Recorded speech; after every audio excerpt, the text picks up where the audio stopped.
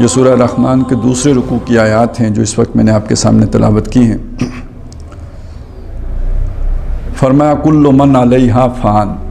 اس سے پہلے اللہ تعالیٰ کی جو دنیا میں پھیلی ہوئی قدرتیں ہیں، جو اس کی مخلوق ہے، جو اس کی خلاقی کے مظاہر ہیں، ان کا بیان ہو گیا، اور اس کے بعد اس حقیقت کی طرف اشارہ کیا کہ یہ جو کچھ بھی ہے، جو کچھ آپ کو نظر آیا، جو کچھ ہم نے بیان کیا، یہ زمین بچھا دی، یہ آسمان اٹھا دیا، اس کے اندر توازن رکھ دیا، اور ہر طرح کی جو ہے خوراکیں تمہارے لیے اس میں پیدا کر دیں، یہ جہاز جو ہے وہ جو سمندروں میں چلتے ہیں، جو پہاڑوں کے جیسے ہیں، اور جو ان پانیوں سے جو مونگے اور موتی اور جواہرات نکلتے ہیں، یہ جو کچھ بھی بوکل مونی ورائٹی، ہر طرف جو ہے طرح طرح کی رنگا رنگ کی مخلوق ہے۔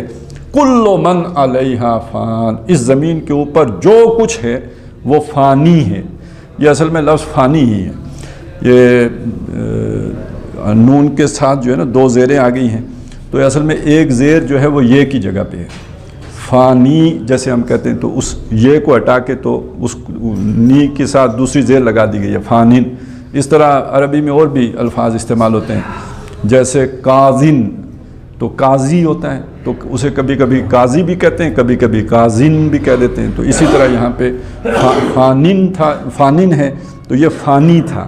تو کل من علیہا فان، جو کچھ بھی اس کے اوپر ہے یہ سب کا سب فنا ہونے والا ہے، ختم ہو جانے والا ہے، مٹ جانے والا ہے۔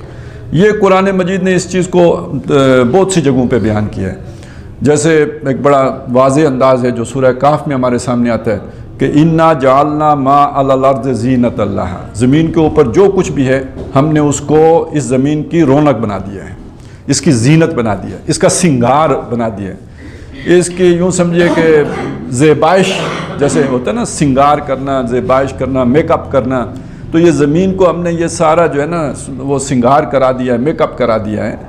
تو انا جعلنا ما علی الارض، جو کچھ بھی زمین کے اوپر ہے اس کو ہم نے بنا دیا ہے زینۃ لہا، اس زمین کے لیے زینت، زمین کے لیے بنا دیا ایک زیبائش، ایک حسن، ایک خوبصورتی، ایک پرکشش چیز جس کی طرف انسان اٹریکٹ ہوتا ہے، انسان کو بہت بھاتی ہیں وہ ساری چیزیں جو زمین کے اوپر ہم نے رکھ دی ہیں۔ اور اس سے اگلا نتیجہ کیا نکلے گا؟ وَإِنَّا لَجَاعِلُونَ مَا عَلَيْهَا، اور ہم کر دینے والے ہیں جو کچھ کے اس کے اوپر ہے، صعیداً جرزا، ایسا جیسے کہ چٹیل کھیت ہوتا ہے، جو کھیت جب آپ نے فصل دیکھی ہوگی تو جب لہلا رہی ہوتی ہے تو کتنی خوبصورت اور بھلی معلوم ہوتی ہے، خاص طور پہ کاشتکار کو تو وہ بہت ہی یعنی بھاتی ہے، لیکن یہ کہ وہ جب کھیت کاٹ دیا جاتا ہے تو اگلے دن جب کھیت کو آپ دیکھتے ہیں تو پورا کھیت جو ہے نا ایک ویرانی کا منظر پیش کر رہا ہوتا ہے۔ تو جیسے فصل کاٹنے کے بعد ویسے یہ تو جرز جو ہے نا، یہ جیسے بھوکا آدمی دسترخوان کو چٹ کرتا ہے تو اس معنی میں آتا ہے، گویا چٹ ہو جائے گی، بالکل چٹیل ہو جائے گی، صاف ہو جائے گی۔ تو اسی کو یہاں پہ یوں کہا گیا کہ یہ جو اس کے اوپر ہے سب فانی ہو جائے گا، تو وہاں کہا گیا اس کا سنگار اتر جائے گا، وہ چٹیل ہو جائے گی، واپس اپنی اصل حالت پہ آ جائے گی، یعنی بالکل بچھی ہوگی اور اس کے اوپر کوئی جو ہے رونق کی چیز باقی نہیں بچے گی۔ ہم اس زمین کو ایسا کر دینے والے ہیں، انا لجاعلون ما علیہا صعیداً جرزا۔ تو یہاں پہ اس کے لیے کہا کہ یہ سب کچھ فانی ہونے والا ہے۔ اچھا، یہ وہ چیز ہے کہ جو انسان کو مطلب سب کو معلوم ہے کہ ایسا ہونا ہے، یہاں تک کہ جو بالکل دہریے اور خدا کو نہ ماننے والے سائنسدان ہیں وہ بھی یہ بات مانتے ہیں کہ یہ زمین ابھی جو بھی اس کی، بلکہ زمین کیا کائنات یہ ابھی پھیل رہی ہے، وسعت پذیر ہے، لیکن یہ کہ ایک وقت آئے گا کہ یہ دوبارہ سکڑنا شروع ہو جائے گی اور پھر یہ ایک نقطے کی طرف واپس آ جائے گی۔ اگلی صورت میں ایک چیز کی طرف اشارہ کیا گیا ہے، وہ بھی اب اگر آج کی جدید تحقیق کے اعتبار سے دیکھیں تو اس سے یہ پتہ چلتا ہے کہ جو کائنات میں مختلف ستارے ہیں ان کی قیامت واقع ہوتی رہتی ہے۔ آگے آتا ہے نا اذا وقعت الواقعہ، جب وہ وقوع پذیر ہونے والی وقوع پذیر ہو جائے گی، اور پھر اس کے آخری رکوع میں آتا ہے فلا اقسم بمواقع النجوم، تو نہیں میں قسم کھاتا ہوں ستاروں کے واقع ہونے کی جگہ کی۔ تو پہلے وقتوں میں ہمارے جتنے بھی مترجمین ہیں اس کا ترجمہ یہی کیا کرتے تھے کہ ستاروں کے ڈوبنے کی جگہ، یعنی غروب کو سمجھ ایک ڈوبنے کے معنی میں لے لیں آپ، لیکن یہ کہ اب جدید تحقیق سے یہ باتیں سامنے آ رہی ہیں کہ بعض ستاروں کی گویا قیامت واقع ہو جاتی ہے، جسے سائنسدان کہتے ہیں بلیک ہول بن جاتے ہیں، اور اس کے اندر وہ ایک جہنم کی کیفیت ہے، جس سے مطلب اس ایریے سے بھی کوئی سگنل بھی گزرے گا تو واپس نہیں آئے گا، اس کے اندر گویا ڈوب جاتا ہے، اس طرح کی قیامت برپا ہوتی ہے اس کی۔ تو اب یہ مشاہدے کرنے کے بعد تو یہ بات سمجھ میں آ گئی کہ زمین کی بھی قیامت ہوگی۔ یہ اب قرآن سے اگر نہ بھی سمجھ میں آئے تو اپنے مشاہدے سے یہ بات سمجھ آ رہی ہے کہ ایک وقت آئے گا کہ یہ کائنات کی بساط لپیٹ دی جائے گی۔ یہ خود ایک فزیکل عمل ہے جس کے نتیجے میں یہ ختم ہو جائے گی۔ جیسے ہمیں پتہ ہے درخت کی ایک عمر ہوتی ہے، اس کے بعد وہ ختم ہو جاتا ہے، نیا درخت اگر نہ لگائیں تو آپ کا باغ ویران ہو جاتا ہے۔ کبھی ہمارے ہاں سیبوں کے باغ تھے اور پھر اب کہاں ہیں، وہ سب ختم ہو گئے۔ تو اسی طرح ہر شے یہاں پہ ختم ہو رہی ہے، تو یہ کائنات خود بھی ختم ہو جائے گی۔ یہ اب ایک سائنٹیفک ٹروتھ ہے، ایک فیکٹ ہے، لہٰذا یہ بات تو سارے انسان جانتے ہی ہیں کہ یہ سب ختم ہونا ہے۔ اور نمبر 2 یہ کہ ہر انسان نے ختم ہونا ہے، یہ تو کافروں کو بھی معلوم ہے۔ یعنی کون پاگل ہے جو یہ سمجھتا ہے میں نے ہمیشہ رہنا ہے؟ کوئی بھی یہ نہیں سمجھتا کہ میں نے ہمیشہ، سب کو پتہ ہے کہ ہم نے مرنا ہے۔ اب دیکھیے یہ ہے وہ بات کہ سب کو معلوم ہے کہ مر جانا ہے، یہ سب کو چھوڑ جانا ہے، لیکن اس کے باوجود سب لگے ہوئے اسی کے پیچھے۔ یعنی کوئی اس کو چھوڑنے کے لیے، خوشی سے چھوڑنے کے لیے کوئی بندہ اسے تیار نہیں ہے، کیا دیندار کیا بے دین۔ بلکہ دیندار بھی جو ہے نا، نمازیں پڑھ کے، روزے رکھ کے، وظیفے کر کے، خوب تلاوتیں کر کے، عمرے کر کے، حج کر کے، مانگتے دنیا ہی ہیں اللہ بچوں کی قسمت اچھی کر دے۔ قسمت سے مطلب جنت نہیں ہوتا، قسمت کا مطلب ادھر ہی مطلب کوئی افسر شفسر لگ جائیں، اور یہ کہ کوئی اور نہیں تو پٹواری تو ضروری لگ جائیں، تو کوئی مقام بنا لیں، بے شک حرام کا ہی بنا لیں، لیکن یہ کہ بس یہی کچھ، اسی میں انسان گم ہوتے ہیں۔ تو یہ ایک علیحدہ مطلب اس سے اندازہ لگائیں کہ وہ جسے کہا گیا نا کہ اس کے اندر کشش رکھی ہے، وہ کتنی کشش رکھی ہے۔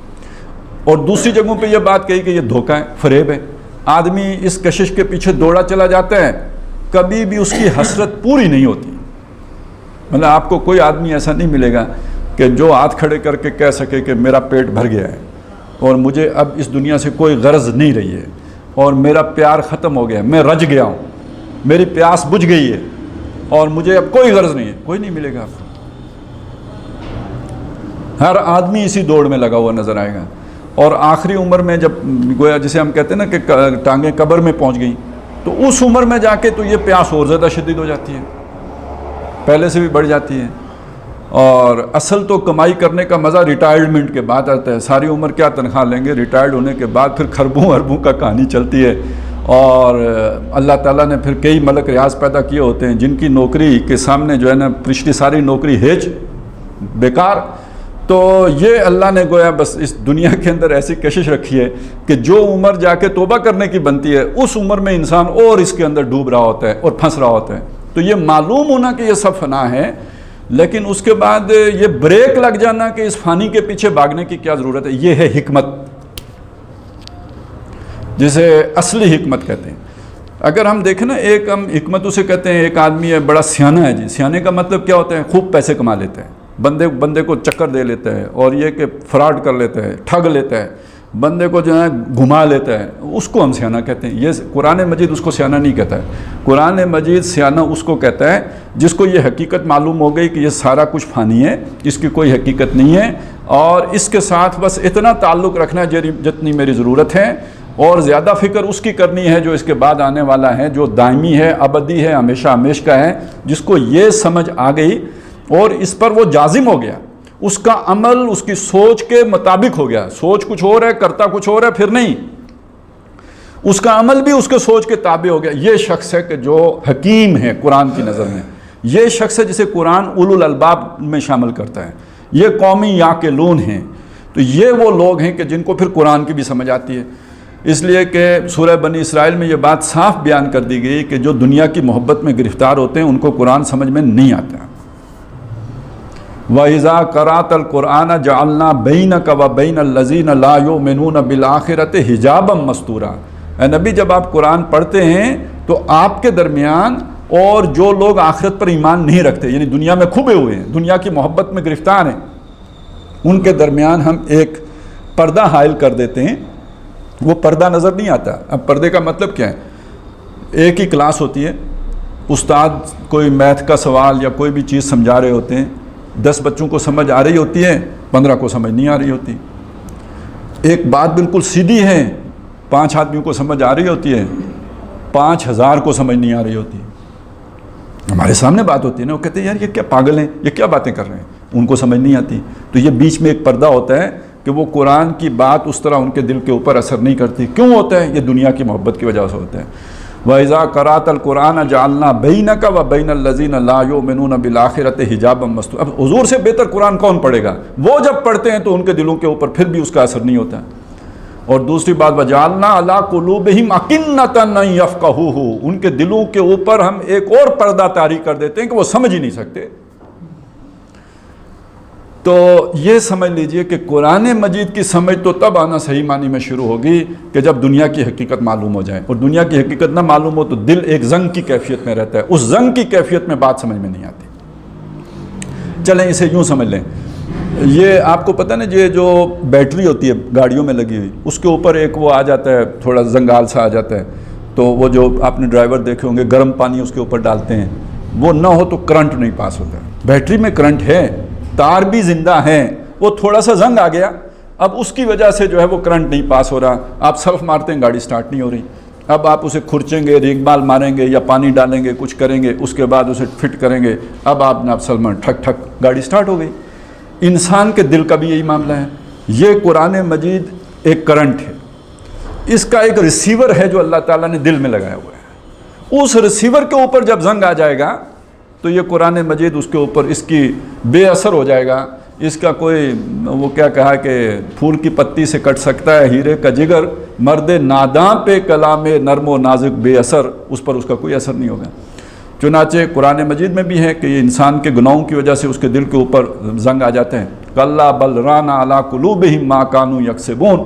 یہ اس لیے انہیں سمجھ نہیں آتا کہ ان کے دلوں کے اوپر ایک زنگ آ گیا ہے ان کے گناہوں کی وجہ سے، جو کمائیاں کی یہ انہوں نے، کیونکہ ان کی محنت دوسری طرف ہے، ان کا ذہن کہیں اور لگا ہوا ہے، تو یہ گہری بات ان کی سمجھ میں نہیں آتی. اور حدیث میں بھی آتا ہے کہ نبی صلی اللہ علیہ وسلم نے فرمایا جیسے لوہے کو زنگ لگتا ہے بالکل اسی طرح دل کو بھی زنگ لگ جاتا ہے. ان هذه القلوب تصدع كما يصدع الحديد اذا اصابه الماء.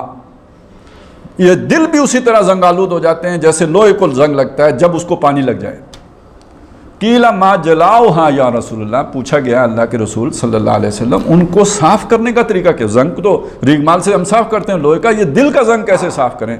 فرمایا کثرت ذکر الموت و تلاوت القرآن. خوب کثرت کے ساتھ موت کو یاد رکھنا. فانی یہ یقین ہو جانا کہ میں فانی ہوں، پہلی شرط یہ ہے. اور قرآن مجید کی تلاوت کرنا، یہ دونوں چیزوں کے ملاپ سے وہ زنگ دور ہو جائے گا، دل زندہ ہو جائے گا، نہیں تو وہ مردہ رہے گا. تو یہ فانی ہونے کا یہ ہے، اس دنیا کی حقیقت معلوم ہو جائے. میں آپ کو بتا رہا تھا کہ یہ جو حکمت کا تعلق ہے اس کا اس چیز کے ساتھ بڑا گہرا ربط ہے. سورہ بقرہ میں حکمت کا مضمون آیا ہے، بڑی شان کے ساتھ آیا ہے. وَمَن يُؤْتَ الْحِكْمَةَ فَقَدْ أُوتِيَ خَيْرًا كَثِيرًا. جسے حکمت دے دی گئی اسے تو خیر کثیر دے دیا گیا. لیکن یہ کہ یہ کس جگہ پہ یہ بات آئی ہے، اس سے پیچھے یہ 2 رکوع میں مضمون آ رہا ہے انفاق کا. وہ لوگ جو اپنے مال اللہ کی راہ میں خرچ کرتے ہیں اور یعنی پاس نہیں سنبھال کے نہیں رکھتے. اچھا جسے یہ فانی ہونے کا یقین ہوگا اسے خرچ کرنے میں کوئی مسئلہ نہیں ہوگا، لیکن جسے فانی ہونے کا یقین وہ کیسے خرچ کر سکتا ہے؟ وہ نہیں خرچ کر سکتا. تو گویا جن کا یہ یقین بن گیا ہے کہ دنیا فانی ہے اور ان کا عمل اس کے مطابق جو ہے وہ ڈھل گیا ہے، یہ حکیم ہیں. اور اگلی آیت میں فرمایا وَمَا يَذَّكَّرُ إِلَّا أُولُو الْأَلْبَابِ. یہ سمجھ نہیں آتی مگر بڑے عقل مند لوگوں کو سمجھ میں آتی ہے اس بات کی. یہ حکمت ان پر کھلتی ہے، وہ سمجھتے ہیں اس بات کو. اب اس کو لے کے آ جائیں آپ اگر سورہ آل عمران میں یہ الفاظ ذہن میں رکھیں وَمَا يَذَّكَّرُ إِلَّا أُولُو الْأَلْبَابِ، اس کو ذرا ذہن میں رکھیں. تو میں اب آپ کو وہاں کا ایک اور مضمون بتاتا ہوں. وہاں شروع میں بتایا کہ قرآن مجید میں آیات محکمات بھی ہیں اور آیات متشابہات بھی ہیں. اور یہ جو محکمات ہیں کتاب و اخر و متشابہات، اصل تو محکمات ہیں جو اصل کتاب ہے، لیکن اس میں کچھ متشابہ آیات بھی ہیں. اب یہ جو متشابہ آیات ہیں ان کے بارے میں کچھ لوگوں کا طرز عمل فرمایا کہ جن لوگوں کے دلوں میں فی قلوبہم زیغ فیتبعون ما تشابہ منہ ابتغاء الفتنۃ وابتغاء تاویلہ.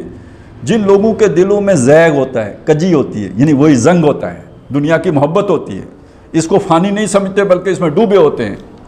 وہ پیچھے پڑ جاتے ہیں ان متشابہ آیات کے جن کے معنی معین نہیں ہیں، جن کے معنی بالکل کلیئر نہیں ہیں، بالکل جن میں گنجائش ہے اوپر نیچے کرنے کی، وہ ان کے پیچھے پڑ جاتے ہیں فتنے کی تلاش میں، یعنی نئے نئے وہ جو ہے فلسفے بنانے کے چکر میں، یا یہ کہ ان کی کنہ کو ان کی کنہ کو کوئی پہنچ نہیں سکتا۔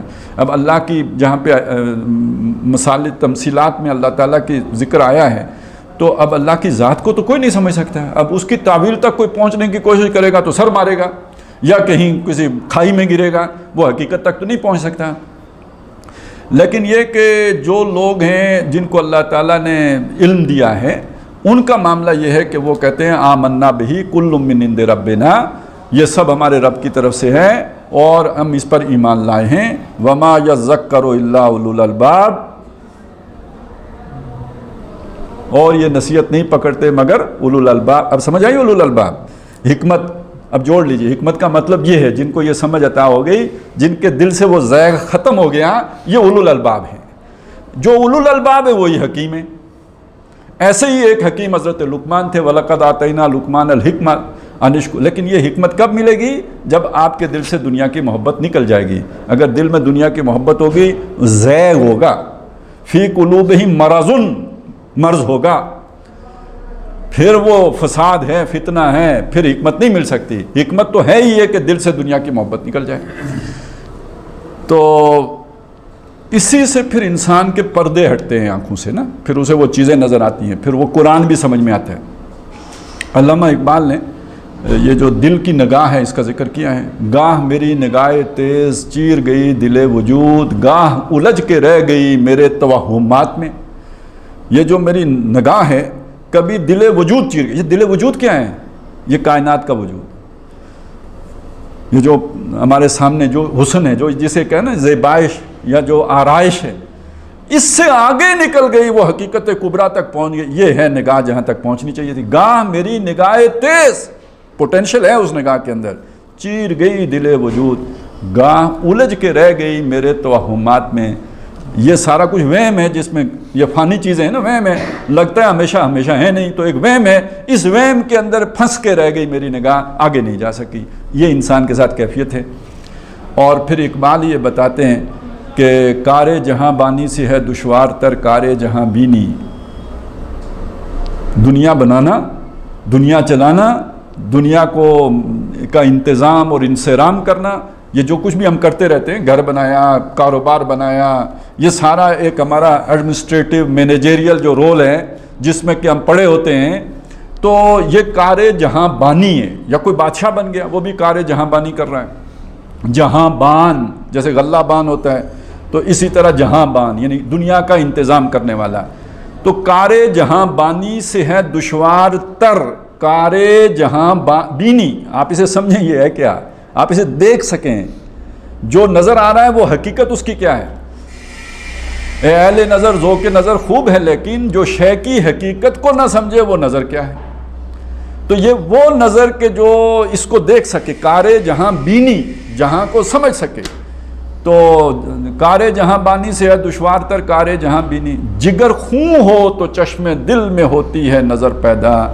آپ کا جگر خون کب ہوتا ہے؟ جب کوئی رشتوں کا نقصان ہو، کوئی آپ کی دنیا کا نقصان ہو، آپ کا کاروبار کی بربادی، یہ جگر خون کرنے والی بات ہے نا۔ اسے کہتے ہیں جگر پھٹ گیا اور جگر پہ چھریاں چل گئیں، تو یہ جگر خون ہو تو چشم دل میں ہوتی ہے نظر پیدا۔ اب وہ نظر پیدا ہوتی ہے جو دل وجود چیرتی ہے۔ اب قرآن مجید اسے طاقت دیتا ہے، فَبَصَرُكَ الْيَوْمَ حَدِيدٌ، تو وہ آخرت میں تو لوہے کی بنے گی، تیز نظر ہوگی، دنیا میں بھی تیز ہو سکتی ہے۔ تو بہرحال یہ جو اصل میں حکمت اس ایک جملے کے اندر چھپی ہوئی ہے، کل من علیہا فان، یہ سمجھ میں آ گیا تو سارا آپ کا جو مطلوب ہے نا تزکیہ وہ ہو گیا، پھر آپ غلط رخ پہ نہیں جا سکتے، یہ یقین اگر اندر پیدا ہو جائے۔ وَيَبْقَى وَجْهُ رَبِّكَ ذُو الْجَلَالِ وَالْإِكْرَامِ، اور باقی رہ جائے گا تیرے رب کا چہرہ،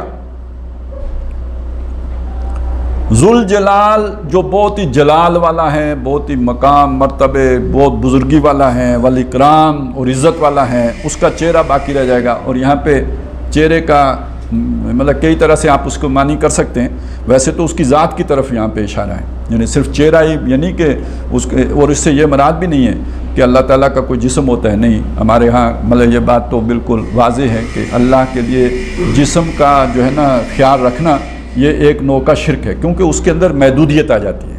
اللہ کی ذات بھی لامحدود، اس کی صفات بھی لامحدود، اس کی ذات بھی لامحدود، اس کی کوئی حدود نہیں ہے۔ تو جسم کا جب آپ تصور کریں گے تو اس کے ساتھ پھر حدود آ جائیں گی، محدودیت آ جائے گی ایک، اور یہ اللہ تعالیٰ کی شان کے خلاف ہے۔ تو یہاں وجہوں کا مطلب یہ ہے کہ اس کی ایک تو اشارہ ہو گیا اس کی ذات کی، اس کی ایک ذات باقی رہ جائے گی، باقی سب مٹ جائے گا۔ دوسرا اس میں ایک لطیف اشارہ بھی ہے، اور وہ لطیف اشارہ یہ ہے کہ ابتغاء وجہ اللہ، وہ کام جو اللہ کی رضا کے لیے کیا جائے۔ یہ بھی قرآن مجید جو ہے نا، اللہ کا چہرہ، یعنی ایک شخص اللہ کے چہرے کو دیکھنے کا خواہش مند ہے اور وہ اللہ کو راضی دیکھنا چاہتا ہے اپنے لیے، تو اب اسے جو کام بھی کرنا ہے، کسی کو کھانا کھلا رہا ہے، کسی کو کی خدمت کر رہا ہے، وہ اللہ کی رضا کے لیے کر رہا ہے۔ تو اس میں ایک ہلکا سا اشارہ یہ ہو گیا کہ اللہ کی ذات کے ساتھ ساتھ آپ کے وہ نیک اعمال بھی بچ جائیں گے جو آپ نے خالصتاً اللہ کی رضا کے لیے کیے ہوں گے۔ والباقیات الصالحات خیر عند ربک ثوابا وخیر مردا، باقی رہ جانے والے وہ نیک اعمال ہوں گے جو آپ بدلے کے اعتبار سے بھی بہترین ہیں اور لوٹ کر جانے کے اعتبار سے بھی بہترین۔ اب یہ کنٹراسٹ بھی ہے نا اس کے اندر، آپ نے محنت تو دنیا کے لیے بھی کی، بہت کچھ بنا لیا، لیکن وہ سارا فانی ہے، ختم ہو جائے گا۔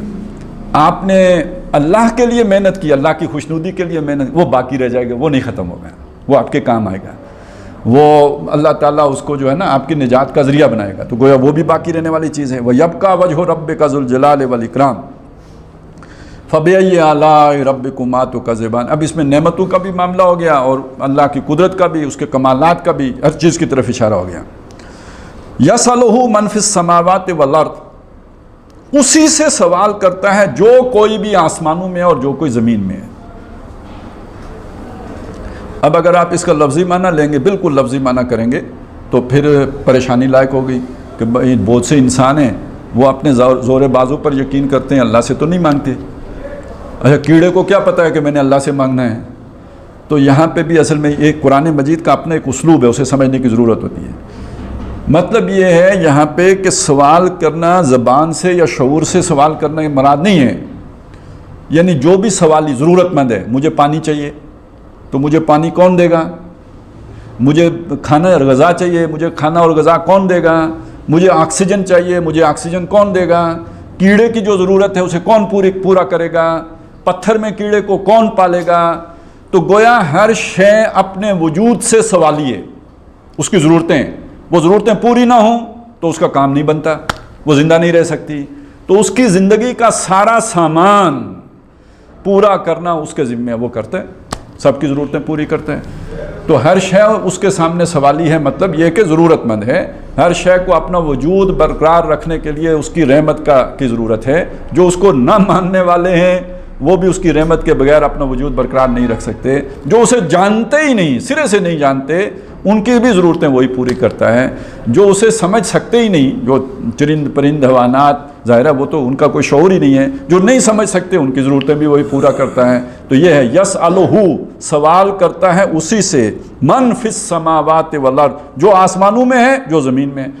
آسمانوں کی ایک مخلوق تو ہمیں معلوم ہے کہ فرشتے ہیں، اس کے علاوہ کیا کچھ مخلوقات ہیں، ظاہر ہے ابھی انسان کا علم بہرحال بہت محدود ہے، اور جو بھی سائنسی تحقیقات ہیں وہ کسی حتمی نتیجے، ابھی تو کتنے ہم نے کیا چاند تک معلوم کیا ہے، مریخ کی کچھ خبریں لی ہیں، تو اس سے زیادہ تو کچھ معلوم بھی نہیں، تو کہیں کوئی اور مخلوقات یعنی فرشتوں کے علاوہ بھی ہو، ہم نہیں جانتے۔ یا ویسے تو چلیں پرندوں کو بھی اگر آسمانی مخلوق میں شامل کر لیں کہ وہ اڑتے رہتے ہیں فضا میں، تو جو کچھ بھی اڑتا ہے یا فرشتے ہیں یا زمین کے اوپر جو حشرات الارض ہیں یا انسان ہیں، سب اس کے در کے سوالی ہیں، ان سب کی ضرورتیں وہی پوری کرتا ہے، وہی ان کے لیے انتظام و انصرام کرتا ہے۔ اور یہ سارا قدرت کا یہ کارخانہ در حقیقت اسی نظام کو چلانے کے لیے ہے۔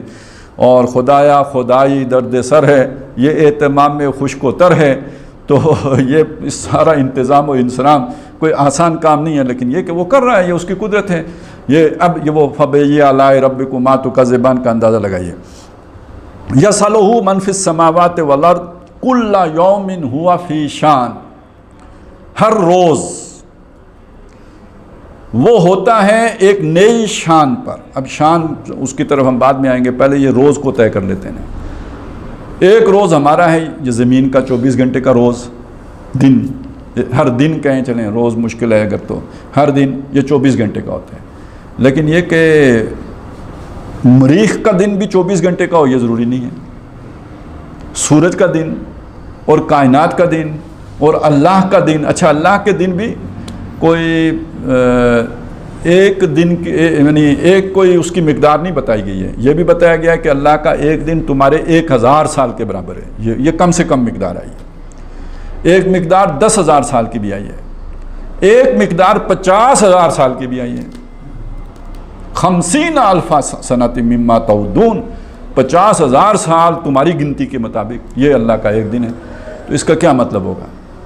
میں نے بتایا، اسی لیے بتایا تھا کہ دیکھیں یہ ہم اب جیسے کنویں کی مینڈک ہوتی ہے تو اس کے لیے سارے تصورات اس کے کنویں کے ہوتے ہیں. ہمیں تو ہمارے سارے تصورات اس زمین کے گرد کے ہیں، تو ہمیں تو 24 گھنٹے کا دن ہی معلوم ہے. لیکن یہ کہ جیسے میں نے بتایا کہ سورج کا دن اور ہے، چاند کا دن اور ہے، کائنات کا دن اور ہے.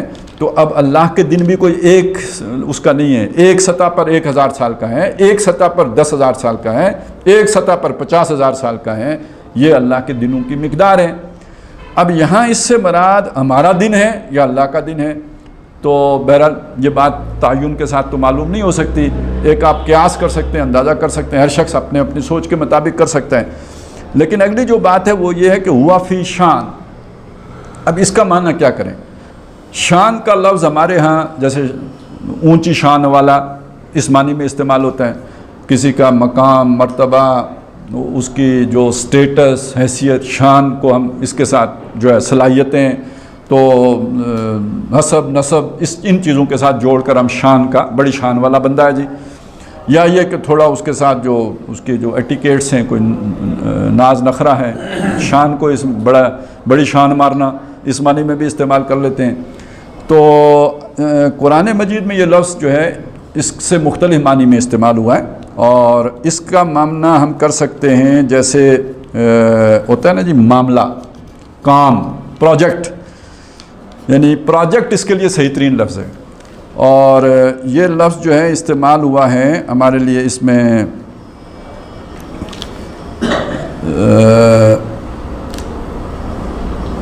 آخرت کا ایک جگہ نقشہ کھینچا گیا ہے. یوم یفر المرء من اخیہ وامہ وابیہ وصاحبتہ وبنیہ لکل امرئ منہم یومئذ شأن یغنیہ. وہ دن کہ جس دن انسان بھاگے گا، جو اپنے بھائی سے بھاگے گا، یعنی اس کو مڑ کے پوچھے گا بھی نہیں. اپنی ماں سے بھاگے گا، اپنے باپ سے بھاگے گا، اپنی بیوی سے بھاگے گا، اپنے بیٹے سے بھاگے گا.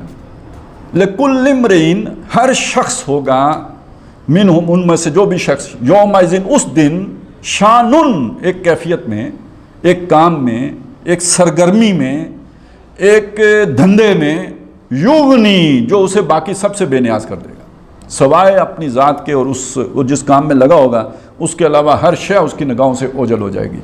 یہ ہوتا ہے نا جو بہت ہی فوکسڈ آدمی ہو، بہت ہی کھبا ہوا ہو، اگر وہ کہیں کوئی حساب کتاب میں لگا ہو، اس وقت اس کے سامنے سے کوئی گزر بھی جائے تو اسے نہیں پتہ لگتا کہ کوئی آیا تھا یا نہیں آیا تھا، تو گویا اس کام میں گم ہے. تو یہ شان، یعنی آدمی کسی معاملے میں الجھا ہوا ہے، اپنے کسی کام میں گم ہے، یکسو ہے، تو یہ وہ جو کام ہے وہ شان ہے، وہ جو معاملہ ہے وہ شان ہے، وہ جو پروجیکٹ ہے جس میں آپ لگے ہوئے ہیں وہ شان ہے. تو اب اس ترجمے کو سامنے رکھ کر اگر ہم یہ لے کے آئیں، یہ کل یوم ہوا فی شان، تو کیا مطلب ہوگا؟ وہ ہر روز، یعنی جو اس کا روز ہے وہ 10,000 سال والا یا 1,000 سال والا ہے، اس میں اس کا ایک منصوبہ ہوتا ہے، اس منصوبے کی تکمیل ہو رہی ہوتی ہے. اس کی طرف جو ہے نا مختلف جگہوں پہ اشارہ ہوا. یدبر الامر من السماء الی الارض، وہ تدبیر امر کرتا ہے آسمان سے زمین تک. اور اسی میں پھر یہ بھی بات آتا ہے کہ ثم یعرج الیہ فی یوم کان مقدارہ 50، پھر اس کا وہ کام لوٹ کے جاتا ہے اس کے پاس 50,000 سالوں کے گنتی والے تمہارے دن کے مطابق لوٹ کے جاتے ہیں. یعنی اللہ تعالیٰ نے ایک منصوبہ بنایا، اس کی تدبیر کی، اس کی ایگزیکیوشن جو ہے فرشتوں کے حوالے کی، اور پھر اس پروجیکٹ کی تکمیل کے بعد جب وہ واپس فائلیں اللہ کے پاس جاتی ہیں، یعنی کمپلیٹ ہو گیا اور یہ کہ کام مکمل ہو گیا، وہ 50,000 سال کے بعد اللہ کے پاس جاتی ہیں۔ تو اس کا مطلب ہے کہ یہ کائنات کا کام جاری ساری ہے، رکا ہوا نہیں ہے۔ یعنی جیسے درخت بڑھ رہا ہے، جیسے کھیتی اپج رہی ہے، اسی طرح یوں سمجھیے کہ کائنات بھی وسعت پذیر ہے، یہ پھیل رہی ہے، اس کے نئے سے نئے کام ہیں، اور کل یوم ہوا فی شان، ہر روز وہ ایک نئے کام پر، نئے منصوبے پر، نئے پروجیکٹ پہ ہوتا ہے، اور یہ دمادم جو ہے وہ جاری۔ بلکہ دمادم سے مجھے علامہ اقبال کے اس شعر کی طرف بھی ذہن گیا ہے کہ یہ کائنات ہنوز ناتمام ہے شاید، کہ آ رہی ہے دمادم صدائے کن فیکون۔ تو یہ ہے کل یوم ہوا فی شان، ابھی وہ نیا کن آ رہا ہے، نئے نئے کام شروع ہو رہے ہیں، اور یہ کائنات ابھی پھیل رہی ہے، پھول رہی ہے، ابھی وسعت جو ہے وہ وَإِنَّا لَمُوسِعُونَ، یہ بھی جو ہے نا سورہ زاریات میں ہے میرے خیال میں، کہ ہم نے زمین کو بچھا دیا اور یہ کہ ہم اس کائنات کو وسعت دینے والے ہیں، اور اس کو ہم نے اپنے ہاتھ سے بنایا، وَإِنَّا لَمُوسِعُونَ، اور ہم اس کو وسیع کر رہے ہیں، وسیع کرنے والے ہیں، وسعت دینے والے ہیں۔ تو کل یوم ہوا فی شان فبأی آلاء ربکما تکذبان سنفرغ لکم ایھا الثقلان، ان قریب ہم فارغ ہو جائیں گے۔ فارغ ہونے سے یعنی یہ ایک کام ہے، ایک پروجیکٹ ہے جس میں ہم یہ شروع کیے ہوئے ہیں، تو سنفرغ، ان قریب ہم فارغ ہو جائیں گے۔ لکم کس کے لیے؟ تمہارے لیے فارغ ہو جائیں گے۔ یہ اس میں جو ہے نا جیسے استاذ ہے تو وہ کسی کام میں لگا ہوا ہے، بچوں کو اس نے کوئی مشق دی ہوئی ہے یا کوئی کام دیا ہوا ہے، ہوم ورک دیا ہوا ہے، کچھ پڑھنے کے لیے یہ یاد کرو، تو میں فارغ ہو کے آ کے تم سے سنوں گا۔ یہ بالکل وہی انداز ہے کہ میں کام میں لگا ہوں، کل یوم ہوا فی شان سنفرغ لکم، ان قریب ہم فارغ ہو جائیں گے تمہارے لیے۔ ایھا الثقلان، اے دو بھاری بوجھو، ثقیل ثقل وزن کو کہتے ہیں، تو یہاں پہ دو بھاری بوجھ یعنی زمین کے بوجھ کون ہیں؟ جن اور انس۔ وما خلقت الجن والانس الا لیعبدون، اور جو پہلے آیا تھا کہ خلق الانسان من صلصال کالفخار وخلق الجان من مارج من نار، تو یہ دو بوجھ ہیں، دو نسلیں ہیں، دو قومیں ہیں، انہی کا محاسبہ ہونا ہے، انہی کی اکاؤنٹیبلٹی ہے۔ اب اگر اس اعتبار سے دیکھیں نا، ایک پروجیکٹ ہے اللہ کا شروع ہوا جو آدم علیہ السلام سے شروع ہوا۔ آدم کی اولاد پھیلتی پھیلتی 7 ارب ہو گئی، کون پھیلا رہا ہے اس کو؟ اللہ ہی ہے جو پھیلا رہا ہے، موسعون ہے نا، وسعت دے رہا ہے۔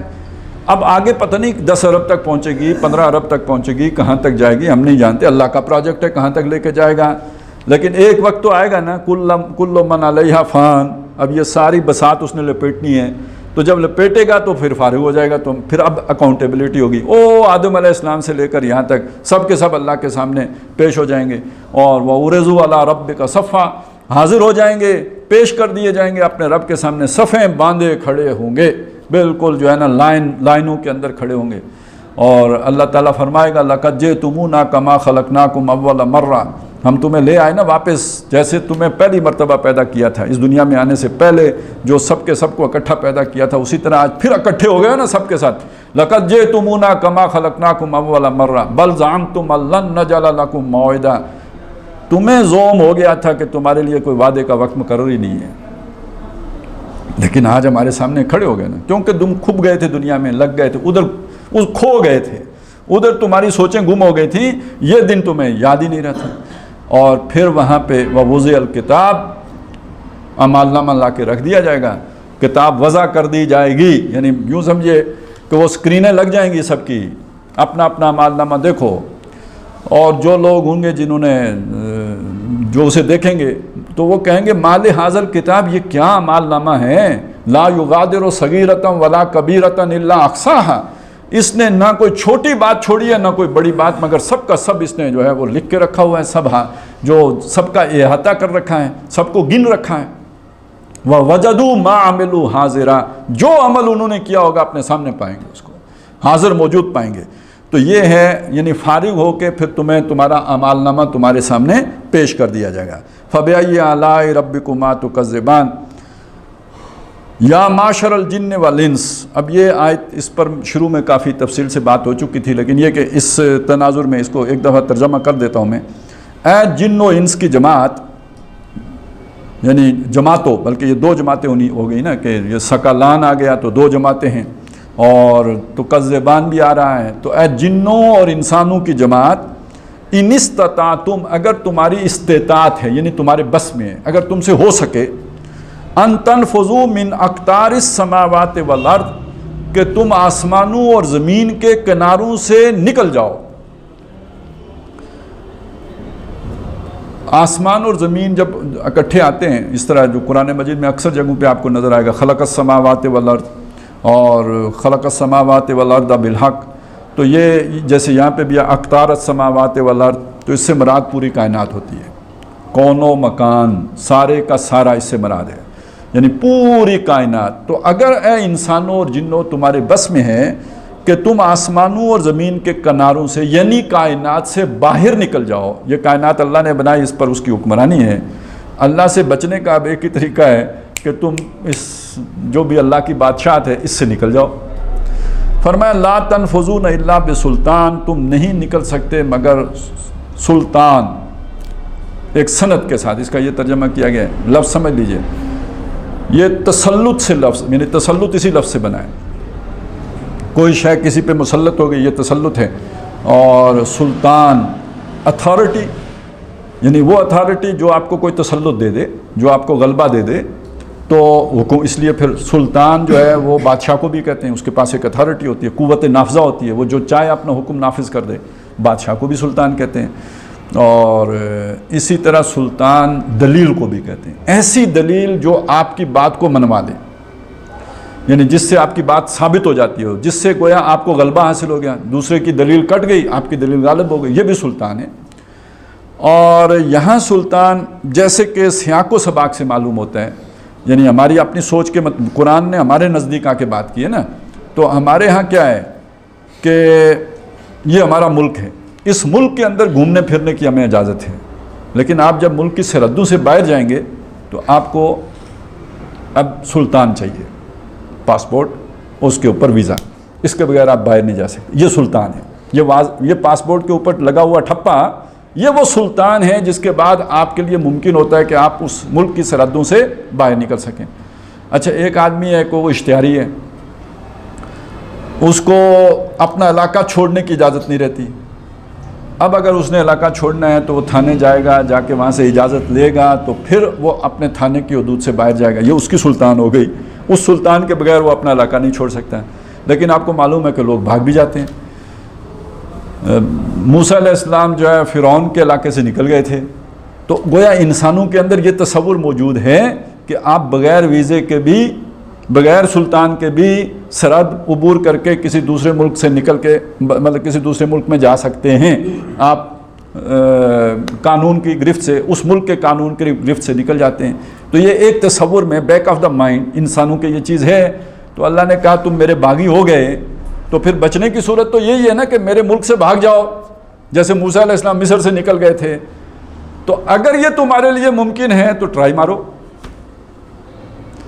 اگلی بات یہ آ گئی کہ تم سلطان کے بغیر نہیں نکل سکتے. اب سلطان اس میں اس طاقت کو بھی کہہ لیں گے کہ جو آپ کو اس کائنات سے باہر لے کے جا سکے، مطلب وہ راکٹ ہے یا شٹل ہے یا جو بھی ہے، اس کے بغیر تو آپ نہیں جا سکتے. اڑیں گے کیسے، زمین سے نکلیں گے کیسے؟ تو دوسری بات یہ ہے کہ جو اصل بات یہ کہی گئی کہ تم اللہ کی اجازت کے بغیر باہر جا ہی نہیں سکتے، یہ تمہارے لیے ممکن ہی نہیں ہے. چنانچہ اگلی آیت میں وہ بات آ گئی ہے. فرمایا کہ پہلے یہ فَبِأَيِّ آلَاءِ رَبِّكُمَا تُكَذِّبَانِ، اس کے بعد فرمایا يُرْسَلُ عَلَيْكُمَا شُوَاظٌ مِّن نَارٍ وَنُحَاسٌ، تمہارے اوپر برسائے جائیں گے آگ کے گولے بھی اور دھوئیں کے گولے بھی. فَلَا تَنْتَصِرَانِ، تم مقابلہ نہیں کر سکو گے. اب آپ سوچئے سرحدیں ہیں، وہاں پہ پہرے ہیں، کوئی فوج ہے یا کوئی لوگ ہیں جو وہاں سے نکلنا چاہتے ہیں. سرحد بند ہے لیکن یہ کہ وہ دائیں بائیں سے نکلنا چاہتے ہیں، لیکن یہ کہ وہ گولیوں کا نشانہ بن جائیں گے. کتنے ہمارے لوگ جو ہے نا ترکی میں داخل ہوتے ہوئے آپ سنیں گے کہ مارے گئے، ترکی سے جرمنی میں داخل ہوتے ہوئے مارے گئے. تو گویا اس چیز کی طرف اشارہ کیا گیا کہ اللہ کے پیرے ہر طرف موجود ہیں اور اگر تم دائیں بائیں سے نکلنے کی کوشش کرو گے بھی تو تمہارے اوپر یہ فائرنگ ہوگی، تم نکل نہیں سکتے، مارے بھی نہیں جاؤ گے بلکہ پکڑے جاؤ گے، گرفتار ہوگے، اللہ کی عدالت میں پیش کیے جاؤ گے۔ یہ بالکل سیدھا سیدھا معنی اس کا یہ بنتا ہے۔ باقی اس کے اندر اگر آپ گہرائی میں جانا چاہیں تو یہ تاریخ انسانی میں پہلی مرتبہ ہو رہا ہے کہ انسان جو ہے وہ خلا میں جا رہا ہے، اور یہ چیز جو ہے وہ جڑی ہوئی ہے اس چیز کے ساتھ کہ شیاطین نے جن، اور تو پہلے بھی جاتے، جنات پہلے بھی آسمانوں پر جاتے تھے، یہ تو وہ جا سکتے ہیں لیکن ایک حد سے آگے نہیں جا سکتے، اس سے آگے اگر جائیں گے تو ان کو مار پڑتی ہے۔ رجوم للشیاطین، اللہ تعالیٰ نے ادھر برج رکھے ہوئے ہیں جن سے شیطانوں پر گولہ باری ہوتی ہے، وہ آگے نہیں جا سکتے، ایک خاص مطلب ریڈ زون، ڈی چوک سے آگے نہیں جا سکتے، وہ آخری منزل ہے، اس سے آگے جائیں گے تو مار پڑے گی۔ تو لیکن انسان کو اللہ نے خلیفہ بنایا ہے، اگر انسانوں کے ساتھ جن بھی چلے جائیں تو یہ ممکن ہے کہ وہ ان کو کچھ عرصہ جو ہے نا اس بعض جگہوں تک جانے کا موقع مل جائے، لیکن یہ کہ خاص حد سے آگے انسانوں کے لیے بھی جانا ممکن نہیں ہوگا، اس کے بعد ان کے اوپر بھی وہ گولے برسائے جائیں گے۔ اس پر ہم بات کر چکے ہیں، لیکن یہ کہ اصل بات اتنی سمجھ لیجئے، جو اصلی بات سمجھائی گئی وہ یہ ہے کہ تم اللہ کی سلطنت سے نکل نہیں سکتے۔ اچھا، یہ بات آپ کو اگر عجیب لگے سلطنت سے نکلنے کی، تو آپ ذرا تصور کیجئے ابلیس کا۔ ابلیس اس کا صفاتی نام ہے، اصل نام نہیں ہے۔ بعض کہتے ہیں اصل نام عزازیل ہے، لیکن کچھ کا خیال یہ ہے کہ عزازیل بھی نہیں ہے، اس کا کوئی اصل نام کچھ اور ہی ہوگا، واللہ اعلم۔ شیطان بھی صفاتی نام ہے، اس کا ذاتی نام تو نہیں ہے شیطان، تو نہ ہی ابلیس کا معنی کہ شیطان تو شرارتی ہو گیا، ابلیس کا کیا مطلب ہے؟ مایوس۔ اب جب آدمی مایوس ہو جائے تو جیسے بچہ جب مایوس ہو جاتا ہے برتن توڑتا ہے، وہ جو ہے نا لیٹ کے تو لاتیں چلاتا ہے، وہ جو کچھ بھی اس سے ہو سکے وہ بیچارہ کپڑے پھاڑتا ہے، الٹی سیدھی حرکتیں کرتا ہے۔ تو اصل میں شیطان کی طرف اسے مایوسی کا اس کو نام دے کر یہ اشارہ کیا گیا کہ اب یہ بے وقوف شخصیت الٹے پلٹے کاموں میں لگا ہوا ہے۔ انہی الٹے پلٹے کاموں میں سے ایک یہ ہے کہ وہ اپنی یعنی مایوس وہ اللہ کی رحمت سے، نجات سے، اب ایک ہی اس کے لیے رستگاری ہے، چھٹکارا ہے، جان بچانے کا ایک ہی طریقہ ہے کہ اللہ کی سلطنت سے باہر نکل جائے۔ یہ ایک مسلمان کے لیے، یہ مومن کے لیے یہ بات سمجھنا بہت مشکل ہے، لیکن ایک الٹا دماغ تو وہ الٹی بات سوچے گا، وہ ہماری سوچ سے باہر ہے لیکن وہ سوچتا ہے۔ چنانچہ قرآن مجید میں بعض جگہوں پہ اس طرح کے اشارات ملتے ہیں، جیسے سورہ بقرہ میں آیا کہ من کان عدوا للہ و ملائکتہ و رسلہ و جبریل و میکال فإن اللہ عدو للکافرین، تو جو دشمن ہیں اللہ کے، یعنی اللہ سے کوئی دشمن جی ہیں اللہ کے دشمن، اللہ سے انہیں دشمنی ہے، اور جبریل کے بھی دشمن ہیں، میکائیل کے بھی دشمن ہیں، رسولوں کے بھی دشمن ہیں، تو پتہ چلا فرشتوں کے بھی دشمن ہیں، تو ایسی کوئی مخلوق ہے نا تب اس کا ذکر کیا گیا۔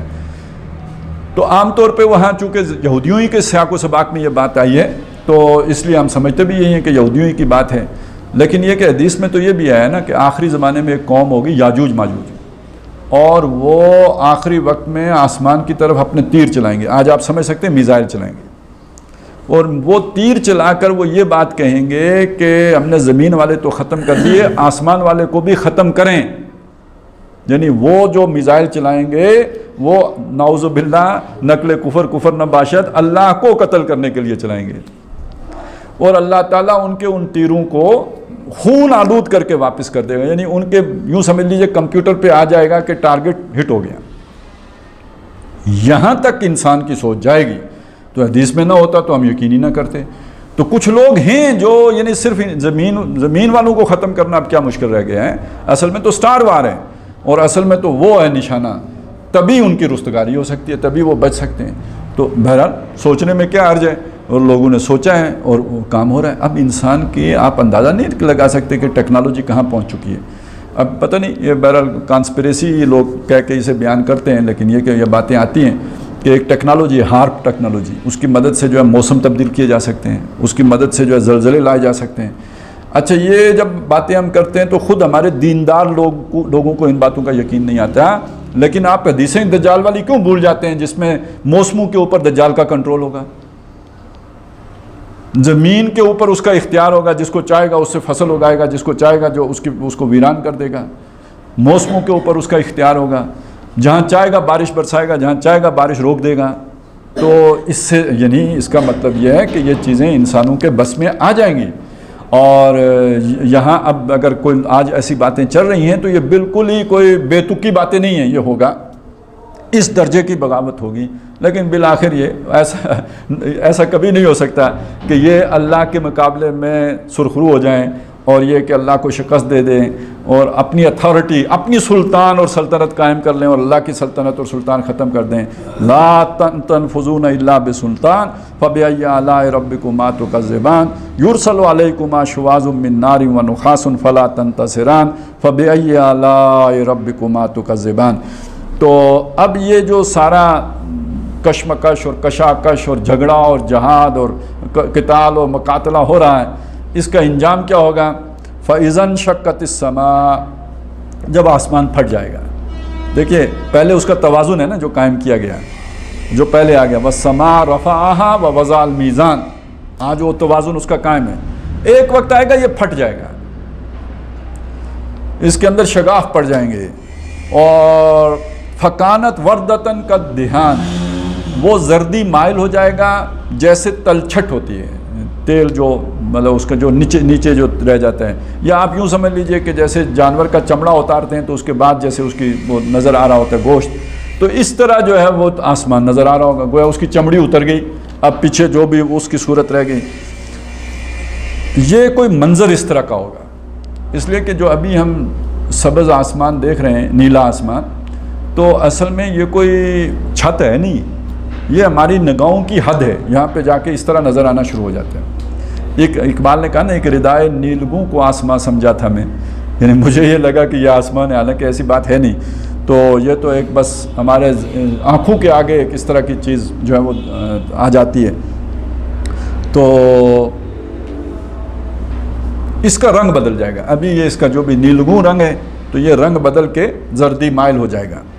فَبِأَيِّ آلَاءِ رَبِّكُمَا تُكَذِّبَانِ، یہ قیامت کی نشانیوں میں سے، یعنی جو بالکل جب قیامت شروع ہو جائے گی، یعنی یہ بساط جب کائنات کی لپیٹی جا رہی ہوگی تو پہلا منظر یہ بنے گا. پھر اس کے بعد ظاہر ہے یہ اب جو اگلی آیت ہے یہ اس کے بہت بعد کی ہے. یعنی یہ پہلا منظر ہے کہ جسے ہم الساعہ کے طور پر جانتے ہیں، جسے قیامت کہا گیا. اصل میں قیامت قیام سے بنا ہے، اور قیامت کے لفظ کا صحیح ترین جو اطلاق ہوتا ہے وہ ہوتا ہے جب اللہ کے سامنے کھڑے ہوں گے. قیام ینظرون، جب اللہ کے سامنے قیام ہوگا. وَأَمَّا مَنْ خَافَ مَقَامَ رَبِّهِ، جب اللہ کے سامنے بندہ جا کے کھڑا ہو گیا.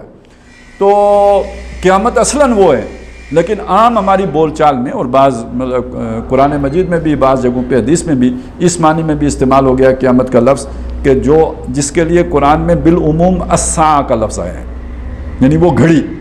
کون سی گھڑی؟ جب یہ بساط لپیٹی جائے گی، جب یہ ساری کائنات جو ہے وہ قیامت سے دوچار کر دی جائے گی. یہ جو بھی نظام شمسی ہے، وَجُمِعَ الشَّمْسُ وَالْقَمَرُ، یہ آپس میں گتھم گتھا ہو جائیں گے. تو یہ گھڑی ہے، یہ ایک ساعہ ہے. تو پچھلا جو نقشہ کھینچا گیا فَإِذَا انشَقَّتِ السَّمَاءُ فَكَانَتْ وَرْدَةً كَالدِّهَانِ، یہ الساعہ کا نقشہ ہے، دنیا کی یہ بساط لپیٹنے کا. اگلا جو نقشہ آ رہا ہے یہ اللہ کے سامنے حشر کے میدان کا نقشہ ہے. اللہ کے سامنے جا کے کھڑے ہو گئے تو جب وہاں پہ حساب کتاب ہوگا، ویسے تو بہت سی جگہوں پہ ہمیں یہ بھی ملتا ہے اس طرح حساب ہوگا، اس طرح ہوگا، تول ہوگا، وزن لگے گا، میزان ہوگی، تلے گا، یہ جو ہے پل صراط ہوگی جس پر سے گزرنا ہوگا. یہ ساری چیزیں، یہ مختلف مراحل ہیں. یہاں ایک اور انداز میں بات کی گئی، فرمایا فَيَوْمَئِذٍ، تو وہ جو دن ہوگا لا یسأل عن ذنبہ انس ولا جان، سوال نہیں کیا جائے گا نہ کسی انسان سے نہ کسی جن سے اس کے گناہ کے بارے میں. اس کے گناہ کے بارے میں پوچھا نہیں جائے گا. کیا مطلب؟ کہ بے شک گناہ کرو، پوچھا نہیں جائے گا، یہ مطلب نہیں ہے. مطلب یہ ہے کہ بھئی عام طور پر جب بھی آدمی گناہ کرتا ہے تو وہ اس گناہ کے لیے کوئی نہ کوئی عذر تراشتا ہے، کوئی نہ کوئی بہانہ سوچتا ہے. میں یہ کیوں کر رہا ہوں؟ چوری کر رہا ہوں، کیوں کر رہا ہوں؟ آخری دفعہ کر رہا ہوں، آئندہ نہیں کروں گا. کچھ نہ کچھ تو ہوتا ہے، بری ہے اس لیے کر رہا ہوں، آخر عزت بچانی ہے تو اس لیے کر رہا ہوں. تو کچھ نہ کچھ انسان کے پاس جسٹیفیکیشن ہوتی ہے. ماں پکڑ لے تو اس کے سامنے وہ جسٹیفیکیشن پیش کر دیتے ہیں. اللہ جسٹیفیکیشن نہیں مانگے گا، نہیں پوچھیں. یہ تو پھر تو عذاب ختم ہی نہیں ہو سکتا نا. پھر تو وہ جو لاڑ نکلیں گے تو بندہ تو اپنے اوپر بات آنے ہی نہیں دیتا، کبھی بھی نہیں آنے دیتا. تو اس لیے یہ نہیں پوچھا جائے گا کہ آپ نے یہ گناہ کیوں کیا تھا، کیا مجبوریاں تھیں، کیا حالات تھے. نو لا یسأل عن ذنبہ انس ولا جان فبأی آلاء ربکما تکذبان یعرف المجرمون بسیماہم. کوئی لمبا تردد کرنے کی ضرورت ہی نہیں ہے، مجرم لوگ اپنے چہروں سے پہچانے جائیں گے. قرآن مجید میں بعض جگہوں پہ ہے کہ کچھ لوگوں کے چہرے اس دن سیاہ ہوں گے اور کچھ کے سفید ہوں گے. بہت واضح جو ہے یہی نشان کافی ہوگا، لمبا حساب کتاب نہیں ہے. بعض جگہوں پہ جیسے حدیث میں تو یہ بھی آیا ہے کہ ہر بنی آدم جو ہے، ہر بندہ، قرآن میں بھی ہے کلہم آتیہ یوم القیامت فردا، اللہ کے سامنے اکیلا اکیلا پیش ہوگا، ہر ایک کا علیحدہ علیحدہ حساب ہو. یہ بھی ہے. اچھا یہ بھی ہے کہ جس کا سخت حساب ہوا وہ تو مارا گیا، اور حساباً یسیرہ جس کا ہوا تو وہ خوشی خوشی واپس آئے گا. پوچھا گیا حضور حساب یسیر کیا ہے؟ کہ اللہ تعالیٰ اعمال نامہ دے کے بس موٹا موٹا دیکھ کے کہیں گے جاؤ، تو یہ حساب یسیر ہے. تو جس سے سوال کر دیا گیا وہ مارا گیا، وہ نہیں بچا. وہ جیسے کوئی بھی چیز پوچھ لی آگے سے، یعنی ذرا تھوڑی سی اس کی گہرائی معلوم کی، بس وہ نہیں بچ سکتا، یہ حساب سخت ہو گیا. اور جس سے سوال کیے بغیر اسے چھوڑ دیا گیا، یہ حساب یسیر ہو گیا. مطلب اس طرح کی چیزیں بھی ہیں. لیکن یہاں پہ ایک بالکل دوسری بات ہے کہ، اور یہ معلوم ہوتا ہے کہ شاید کافروں کے لیے یہ ان کا حساب کر کے اللہ نے کیا کرنا ہے. کیونکہ سورہ کاف کے آخر میں یہ ہے کہ فَلَا نُقِيمُ لَهُمْ يَوْمَ الْقِيَامَةِ وَزْنًا، ان کے لیے قیامت کے دن ترازو نہیں نصب ہوگا، وہ بغیر حساب کتاب کے دوزخ میں جائیں گے جو دنیا میں گم ہو گئے. الَّذِينَ ضَلَّ سَعْيُهُمْ فِي الْحَيَاةِ الدُّنْيَا، جن کی ساری سوچیں دنیا کی زندگی میں گم ہو کے رہ گئیں، آخرت کا سوچا ہی نہیں اور کوئی دوسری سوچ آئی نہیں. تو ان کے لیے یہ ہے کہ یہ وہ لوگ ہیں جنہوں نے اپنے رب کی آیات کا کفر کیا ہے. فَلَا نُقِيمُ لَهُمْ يَوْمَ الْقِيَامَةِ وَزْنًا، ان کے لیے کوئی قیامت کے دن ترازو نصب ہی نہیں، کوئی حساب کتاب نہیں. جیسے بہت سے لوگ حساب کتاب کے بغیر جنت میں جائیں گے، ایسے ہی بہت سے لوگ بغیر حساب کتاب کے دوزخ میں جائیں گے. تو یہاں زیادہ امکان یہی ہے کہ انہی لوگوں کی بات ہو رہی ہو کہ یعرف المجرمون بسیماہم، مجرم لوگ اپنے چہروں سے پہچانے جائیں گے. فیوخذ بالنواسی والاقدام، اور پھر وہ پکڑے جائیں گے پیشانی کے بالوں سے اور پاؤں سے. وہ اگر آپ کشتی دیکھتے ہو نا تو وہ جیسے پہلوان جب ایک غالب آتا ہے تو دوسرے کو پکڑ کے بالکل اوپر اٹھا لیتے ہیں نا، تو پھر اسے پٹکتا ہے زمین کے اوپر زور سے. تو بالکل یہ نقشہ ہے کہ اس کے پیشانی کے بالوں سے اور اس کی ٹانگوں سے پکڑ کے اسے اٹھا لیں گے. فیوخذ بالنواسی والاقدام فبأی آلاء ربکما تکذبان، یعنی پھر اسے پٹک دیں گے دوزخ میں. تو تم یعنی اللہ کی قدرت، سب کو جمع بھی کر لیا، سب کا پل میں حساب بھی ہو گیا، اپنا انجام بھی ہو گیا، اور یہ جو مجرم ہیں یہ پکڑے گئے اور دوزخ میں پٹک دیے گئے.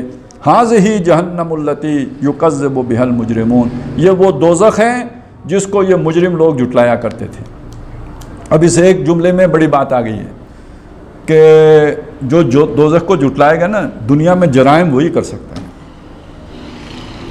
اب دوزخ کو جھٹلانے کا ایک طریقہ تو یہ ہے کہ ہم دوبارہ پیدا ہی نہیں ہوں گے. دوزخ کو جھٹلانے کا ایک طریقہ یہ بھی ہے کہ پیدا تو ہوں گے لیکن ہم جنت میں جائیں گے. جیسے یہودی کہتے تھے نا، لن تمسنا النار الا ایاما معدودات، یا معدودات دونوں طرح آیا ہے سورہ آل عمران اور سورہ بقرہ میں.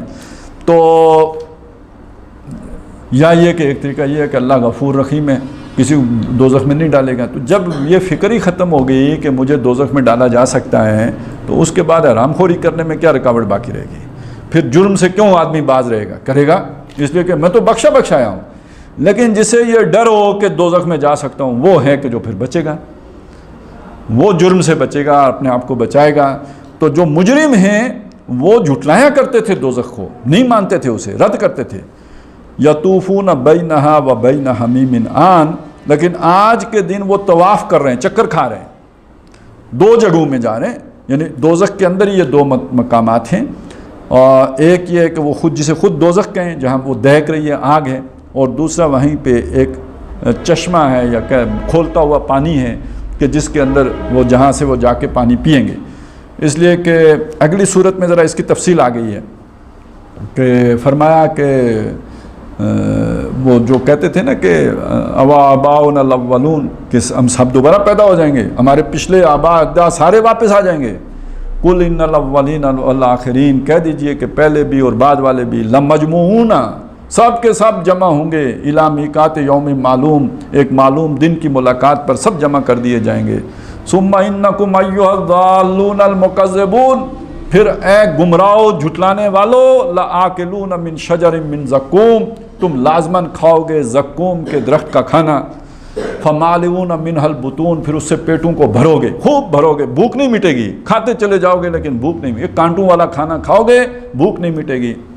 فشاربون علیہ من الحمیم، پھر اوپر سے وہ پینا ہوگا تمہارا کھولتے ہوئے پانی کا. فشاربون شرب الہیم، پھر وہ پانی پئیں گے جیسے پیاسا اونٹ پانی پیتا ہے. وہ تو کئی دن کا پیاسا ہوتا ہے، تو وہ تو جسے ہم کہتے ہیں ڈراکنا، تو وہ تو پورا یعنی اس کا دل ہوتا ہے پوری بالٹی جو ہے ایک ہی سانس میں پی لوں، اس طرح اس پانی کو پئیں. ہوگا کھولتا ہوا پانی، اور وہ کھولتے ہوئے پانی کی کیفیت بھی کیا ہوگی؟ یشوی الوجوہ، سورہ کہف میں فرمایا کہ وہ جو پانی پینے کے لیے منہ سے لگائیں گے تو چہرہ جو ہے وہ سارا جلس جائے گا، ایسا کھولتا پانی ہوگا. پینا تو منہ سے ہے، جلسا چہرہ دے گا، ایسی اس کی تپش ہوگی. تو اب یہ دو جگہ ہوگی، ایک وہ کھانا زقوم کا کھانا کھانے کی جگہ، اور یوں سمجھیے کہ وہ دوزخ میں جل رہے ہیں، بھوک لگی، نکالے گئے، آؤ کھانا کھاؤ، کھانے میں وہ پیش کیے گئے، وہ کھا کے تو وہاں سے نکلے تو اب آگے جو ہے وہ کھولتا ہوا پانی ہے، اب یہ پیو اپنی پیاس بجھاؤ. اور پھر یہ اس ڈنر کے بعد یا اس جو ہے نا وہ لنچ کے بعد یا بریک فاسٹ کے بعد اب وہ واپس جو ہے وہ دوزخ میں بھیج دیے گئے. یہی ان کی چکر ہوگا، ادھر وہ پانی پہ کھولتے ہوئے پانی کے چشمے پہ، اور واپس جو ہے جلتی ہوئی آگ کے اندر. یطوفون بینہا و بین حمیم آن فبأی آلاء ربکما تکذبان. یہ جو ہے نا پھر وہ بات شروع ہوئی تھی کل من علیہا فان سے، اور مکمل ہوئی آ کے کہ جو اس فانی دنیا کے پھیرے میں آ گیا، چکر میں پڑ گیا، کھو گیا اس کے اندر، تو پھر انجام اس کا جو ہے وہ دوزخ کی صورت میں ہوگا، اگر اس کی وہ دل والی آنکھ نہ بیدار ہوئی تو. یہ انجام ہے جس سے وہ دوچار ہوگا. اللہ تعالیٰ محفوظ فرمائے. بارک اللہ لی و لکم فی القرآن العظیم و نفعنی و ایاکم بالآیات و ذکر الحکیم.